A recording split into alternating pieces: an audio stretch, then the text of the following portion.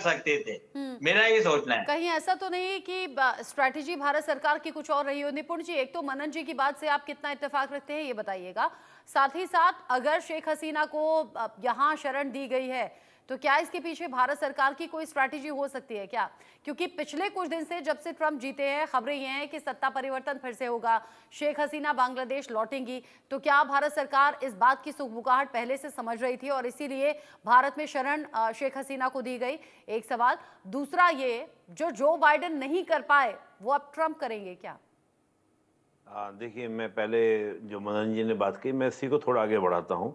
मुझे मुख्यतः 5 कारण लगते हैं कि ट्रंप जो हैं बांग्लादेश में यूनूस सरकार को जो है वो बर्दाश्त नहीं करेंगे या वहाँ पर रिज़्यूम चेंज करवाने का प्रयास करेंगे और शेख हसीना को दोबारा से पावर लाने का प्रयास करेंगे।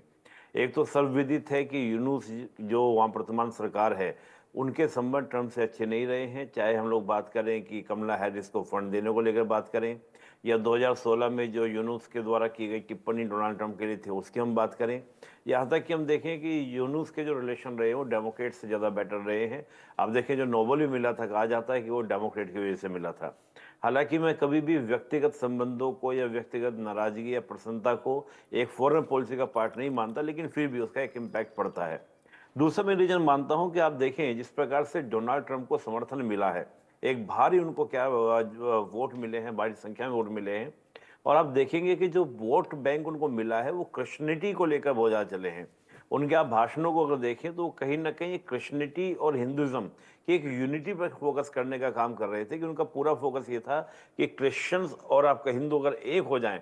तो मुझे लगा कि कुछ इस प्रकार की एक साथ में एक यूनिटी बनाने का प्रयास डोनाल्ड ट्रंप कर रहे हैं, तो मैं उस रिगार्डिंग भी इस बात को देखता हूं।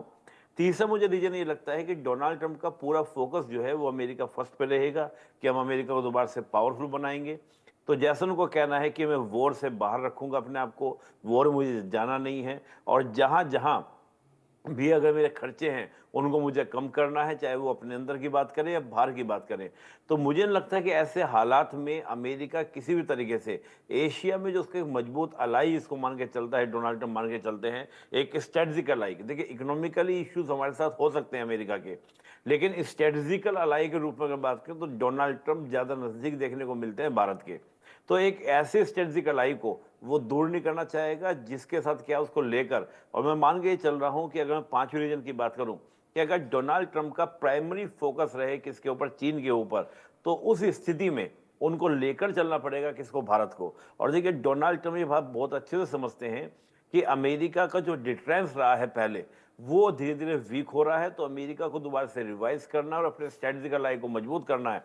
और आप एक इंटरेस्टिंग बात, अगर रशिया के पुतिन के साथ में एक अच्छे संबंध ट्रंप के होते हैं तो ये सोने पे सुहागा वाली स्थिति होती है। और अंतिम मैं कहूंगा कि देखिए भारत की एक नीति रही थी, भारत ने हमेशा एक बात को अमेरिका को समझाया, चाहे हम बात करें मुजीबुर रहमान के बाद जब जिया है और जिया के बाद इरशाद आते हैं। जिया वो थे जिन्होंने सेकुलर शब्द को संविधान से हटाया, इरशाद वो थे जिन्होंने वहां पर आपका इस्लामिक नेशन डिक्लेयर किया। तो 2010 में बाद में जब सुप्रीम कोर्ट ने कहा कि नहीं इसका सेकुलर नेचर है, बाद में 15 संविधान संशोधन और सेकुलर शब्द को जोड़ा गया। आप इरशाद के बाद देखें और जब से 96 में शेख हसीना गवर्नमेंट आती है तो भारत और अमेरिका की नज़दीकी जो बनती है बिल क्लिंटन और अटल बिहारी वाजपेयी के द्वारा शुरुआत होती है। तब से आप देखें कि भारत और बांग्लादेश के संबंध भी अच्छे हो रहे हैं, भारत और अमेरिका के संबंध भी अच्छे हो रहे हैं। रीजन क्या था? रीजन इतना था कि भारत अमेरिका को ये बात समझाने में समर्थ रहा हाँ। कि अगर बांग्लादेश के अंदर सेकुलर पावर्स होंगी, हाँ। ताकतवर होंगी, तो ये भारत के लिए बेटर है और ये अमेरिका के लिए बेटर है। ये जो बाइडेन साहब ने जो किया, बाइडेन साहब की जो सोच थी वो ये थी कि बांग्लादेश हो, म्यांमार हो या नॉर्थ ईस्ट का बेल्ट हो, वहां पे कुछ क्रिश्चियन बांग्लादेश स्टेट। में जब तख्ता पलट हुआ उसके पीछे भी जो बाइडेन अमेरिका का हाथ बताया जा रहा था और इसीलिए अब ट्रंप के आने के बाद ये कयास लग रहे हैं और इसीलिए मांग भी हो रही है, चाहे वो अमेरिका के हिंदू हो या फिर यहाँ भारत में रहने वाले हिंदू हो या फिर दुनिया में अलग अलग जगह बसे हुए हिंदू हो, कि यहाँ बांग्लादेश में हिंदुओं पर हो रहा अत्याचार रुकना चाहिए, थमना चाहिए और बांग्लादेश को लेकर कड़े प्रतिबंध लगाए जाने चाहिए। इस बीच एक बड़ा अपडेट है, बांग्लादेश में हिंदुओं को मारने काटने की धमकी मिल रही है। कट्टरपंथियों ने इस कौम को गिराने की धमकी तक दे डाली है। सड़कों पर भीड़ ने हिंदुओं के गर्दन काटने के नारे लगाए हैं। मोहम्मद यूनुस सरकार ने इस पर कोई एक्शन अब तक नहीं लिया है।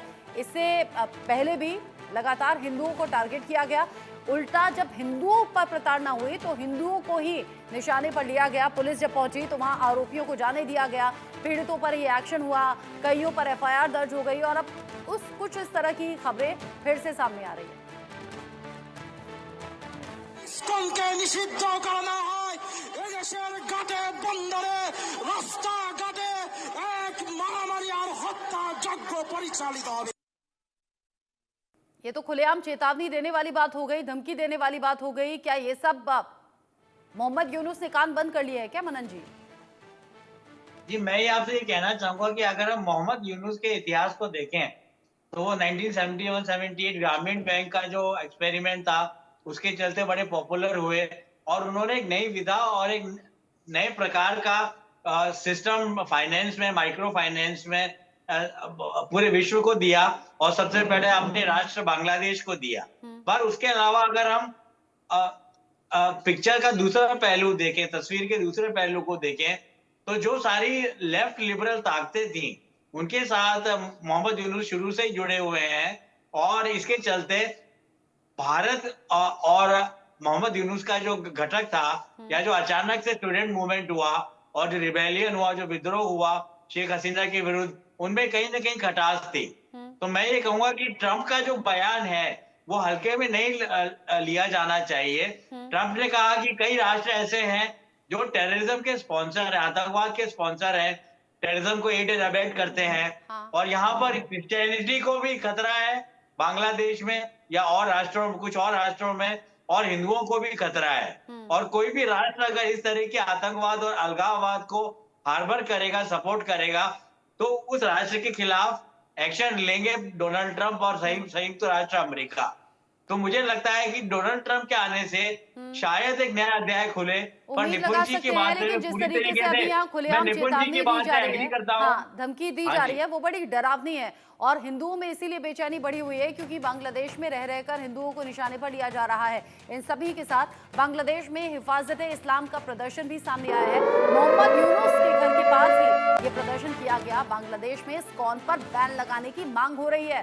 कट्टरपंथी संगठन है हिफाजत इस्लाम, जिसने बिल्कुल मोहम्मद यूनुस के घर के बाहर जाकर ये प्रदर्शन किया। मतलब यहाँ जिस तरीके से प्रदर्शन हुआ है, कट्टरपंथी संगठन हिफाजत इस्लाम का, उससे माना जा सकता है कि शायद बढ़ावा देने वाले कुछ लोग हैं।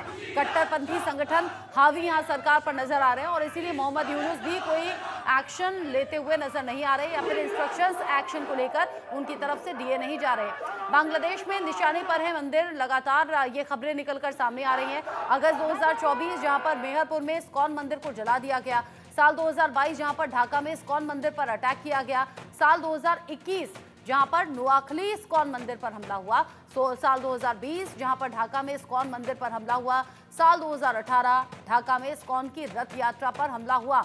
लगातार वहां हिंदुओं को निशाने पर लेना, हिंदू मंदिरों को निशाने पर लेना, ये बता रहा है कि हिंदू पूरी तरह से तो सेफ महसूस नहीं कर रहे थे, लेकिन अब जो है वो ये कहा जा रहा है कि हदें पार हो गई हैं। खुले तौर पर चेतावनी दी जा रही है। आखिर हिंदू टारगेट पर क्यों हैं, ये भी जान लीजिए।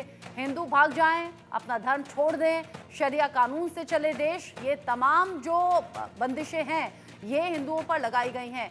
हिंदू, बौद्ध, क्रिश्चियन, इन पर हमले रह रहकर होते रहे हैं, लेकिन ये जो हमले हैं ये तख्ता पलट से ठीक पहले और अब बाद तक भी तेजी से बढ़े हैं और इसके पीछे कट्टरपंथी संगठनों का हाथ कहा जा रहा है। लेकिन ये हालात अगर इसी तरीके से रहते हैं निपुण जी, तो बांग्लादेश में हिंदुओं का, अल्पसंख्यकों का रहना मुश्किल है। देखिए, आपने बिल्कुल सही बात कही है और मैं अभी जैसे मदन जी भाई भी बात कर रहे थे, आप भी कह रहे हैं। आप सोचिए, जिस सरकार के जो अटॉर्नी जनरल हैं वो ये कहते हैं कि हमको अपना सेकुलर जो लिखा है संविधान में, 15वें संविधान संशोधन में, उसको हटा दें। वहाँ पर जो बंगाली राष्ट्रवाद का जो बात था उसको हटा दें। यानी कि जो 90% पॉपुलेशन है, जो डेमोक्रेसी की बात कर रहे हैं कि 90% जो जनता की आवाज़ है उस आवाज़ को सुना जाए। और कमाल की बात क्या है, ये वो सरकार कह रही है जो जनता के द्वारा चुनी हुई सरकार नहीं है। इंटरेस्टिंग बात ये है कि कुछ लोगों के द्वारा, मुट्ठी भर बांग्लादेश के लोगों के द्वारा बिठाई गई एक पपेट गवर्नमेंट ये बात कह रही है कि हम लोकतंत्र की बात कर रहे हैं। और कमाल की बात आप देखिए, बंगाली यानी कि जो आपका बांग्लादेश बना वो बंगाली राष्ट्रवाद के आधार पर बना, यानी कि जो मुख्य आइडेंटिटी है, मैं हमेशा बोलता इस बात को आया हूं, हर व्यक्ति की एक नहीं बल्कि कई सारी आइडेंटिटी होती है। वो सारी आइडेंटिटी को डिटरमाइन कर कर खत्म कर कर केवल एक आइडेंटिटी की बात कर रहे हैं कि इस्लाम। अब इस्लाम को अगर आप क्या करते हैं, डिक्लेयर करते हैं, देश का आपका धर्म डिक्लेयर करते हैं, वहां से आप सेकुलर, राष्ट्रवाद, लोकतंत्र, वो सॉरी आपका समाजवाद, ये सब हटाकर आप केवल लिखते हैं कि हम इस्लामिक राष्ट्र होंगे। इसका सिंपल सा अर्थ है कि सिंपल सा अर्थ ये है कि वहां पर दूसरे धर्म के मानने वाले लोग जो हैं वो क्या हो जाएंगे, दोयम दर्जे के या सेकंड क्लास सिटीजन आपके हो जाएंगे। तो जब आपका सरकार का ही अटॉर्नी जनरल, हम जानते हैं अटॉर्नी जनरल कोई छोटा पद नहीं है, अटॉर्नी जनरल यानी कि सरकार की ओर से एक वकील आपका एक तरह से होता है, मैं उसको वकील बोलता हूं। तो आप सोचिए जब वो बात करेगा तो जमीन पर क्या दिखेगा, जो दृश्य दिख रहे हैं इसमें दिखने में बात ही क्या अलग है। जब सरकार का ही स्टैंड ये है तो जाहिर सी बात है ये तो आपको स्टैंड देखने को मिलेगा ही मिलेगा।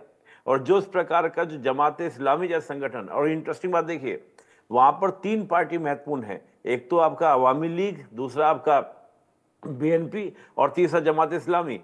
बीएनपी ने लास्ट फ्राइडे को, जो एक तो फ्राइडे भी गया, ऐसे लास्ट फ्राइडे को एक बहुत बड़ी रैली पूरी बांग्लादेश में निकाली। उनका कहना यह था कि चुनाव जल्द से जल्द कराओ, लेकिन बांग्लादेश की वर्तमान सरकार क्या कह रही है कि हम पहले रिफॉर्म करेंगे बाद में इलेक्शन कराएंगे। मुझे एक बात समझ में नहीं आ रही है, जो डेमोक्रेसी की पूरी दुनिया में ड्रम बजाते हैं कि डेमोक्रेसी डेमोक्रेसी, क्या उनको ये चीज नहीं दिखाई दे रही है कि मुट्ठी भर लोगों ने जैसा चाह बांग्लादेश को बना के रख दिया। अवामी लीग अगर अपनी रैली आयोजित करनी चाहती है तो उसको फासिस्ट पावर कहकर आप मना कर देते हैं कि हम रैली आयोजित नहीं करने देंगे। तो मुझे लगता है कि अमेरिका के लिए भी एक चिंता की विषय की बात है, जो अमेरिका डेमोक्रेसी की बात करता है कि पूरी दुनिया में हम डेमोक्रेसी लाएंगे, तो वो भी इसके चिंता की बात बनती है। और जाहिर सी बात है माइनॉरिटीज को लेकर, जिस प्रकार के हम देखें डोनाल्ड ट्रंप की हम बात करें, और मैं तो बाइडेन प्रशासन को कहूंगा कि अगर भारत में किस तरह की कोई बात होती है तो कहते हैं माइनॉरिटीज के साथ में ये हो रहा है वो हो रहा है, यहां पर खुल्लम खुल्ला। और आप देखिए इंटरेस्टिंग बात, मैं हमेशा बोलता आया हूं कि अगर आप देखिए 1947 में जो बांग्लादेश है वहां पर हिंदुओं के माइनॉरिटीज की जो आवाज 23% थी, 1971 में 14%, और आज ये 8% आपकी आबादी रह गई है। ये तो डाटा में दिख रहा है, तब भी इनको बात समझ में नहीं आ रही है। ठीक है, जो डेटा है वो बता रहा है। और जिस तरीके से अटॉर्नी जनरल की उस बात का जिक्र किया यहाँ पर मनन जी, निपुण जी ने, उसको लेकर आप क्या कहेंगे? अगर बांग्लादेश को वाकई मुस्लिम कंट्री घोषित करना चाहते हैं वहाँ के अटॉर्नी जनरल, और जिस तरह के अभी सिनेरियो अलग अलग तरीके से सामने आ रहे हैं, आपको लग रहा है कि वाकई मुस्लिम राष्ट्र बनने की तरफ बांग्लादेश आगे है और इसे ऑफिशियली डिक्लेयर करना चाहता है? धर्मनिरपेक्षता या सेकुलरिज्म, इसे पूरी तरीके से संविधान से हटाने की तैयारी भी है क्या?